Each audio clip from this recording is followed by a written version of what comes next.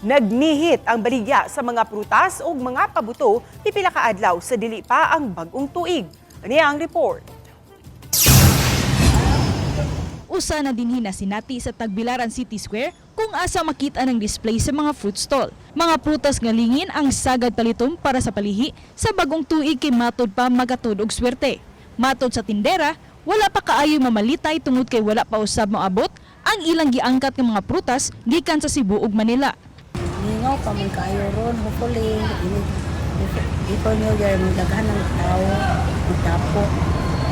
Ang halinon, mansanas, raman siya, pungkan, mura man yun na madali-dali sa customer. Nanginaot ang mga tindera nga mudagan ang mamalitay ug lingin nga prutas samtang nagaduol ang pagsugat sa tuig 2026.